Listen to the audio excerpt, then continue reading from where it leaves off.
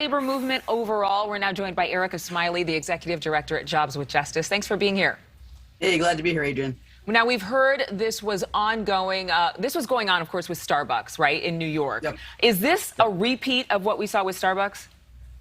Well, I mean, even beyond Starbucks, I think workers around the country are fed up. I think they realize that after a big pandemic and a moment when all of a sudden they were deemed essential to stay at work and that they played an essential role in the economy, that they should also then receive essential pay. And Amazon workers are no different. And they're asking for quite a raise from $18 to requesting $30 minimum wage. Is this reasonable? You make reasonable? it sound so big, but when you add that up over the course of a year, it's still actually just a minimal amount of money. I mean, for someone who's lucky enough to get 40 hours a week, $30 an hour is really just enough to kind of keep family going. Especially in New York, frankly. Yeah. I've lived there for 5 years, and it wasn't pretty expensive. I don't know how people live there. That's what I'm saying. What are some of the ways that Amazon has fought against unionization? Oh, well, there's so many ways. They've put in millions and millions of dollars to keep workers from unionizing. Like the report said, they've held captive audience meetings. They've had many unfair labor practices throughout their industry for firing people who were attempting to organize in their work site. And despite this, Adrian, despite the fact they put in so much money, the workers are still winning. And that tells us something about this. That tells us that this is not just this outside force coming in, as the company would like everyone to think. This is very much led by workers within each of these plants. The fact that the workers in Staten Island won, the fact that the workers in Bessemer, Alabama came as close as they did, and that is too close to call, that's already a defeat for a company that's put in so much money to keep the union out. Well, it seems as though this is happening in different ways, not just the union fight, but just employees everywhere endeavoring to leverage more so that they can be paid more money, so that they can have more of a work-life balance, perhaps. But do you think that, is this the tipping point for this company and for the industry?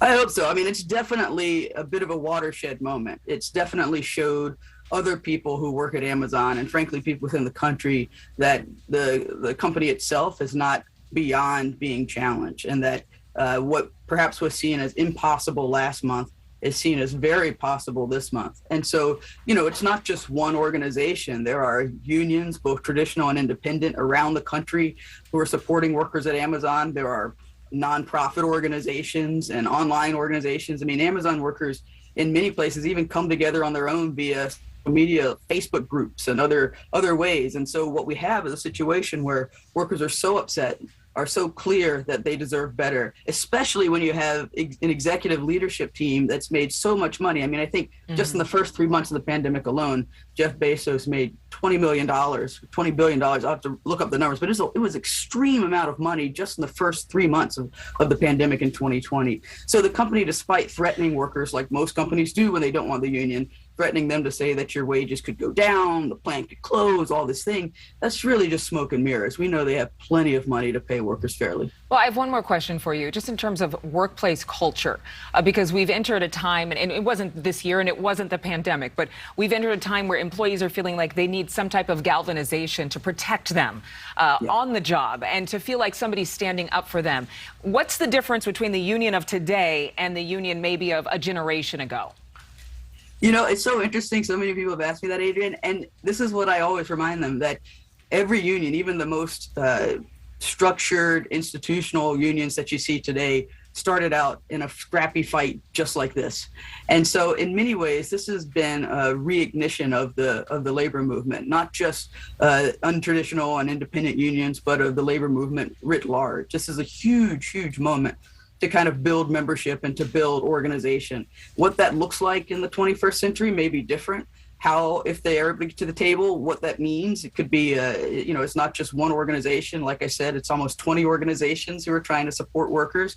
And again, these are workers on the inside who are really leading the way. This is not some kind of like outside force driving the strategy. And so I think what this ultimately looks like is still to be decided. But what's clear is that the workers are in the driver's seat and that the match has been struck and it's catching fire. Erica Smiley, thank you so much for joining us for the conversation. Glad to be here, Adrian. Thank you. Remembering a country music. Thank you so much for watching. Make sure to click on the red subscribe button below so you can get more of NewsNation's fact-driven, unbiased coverage.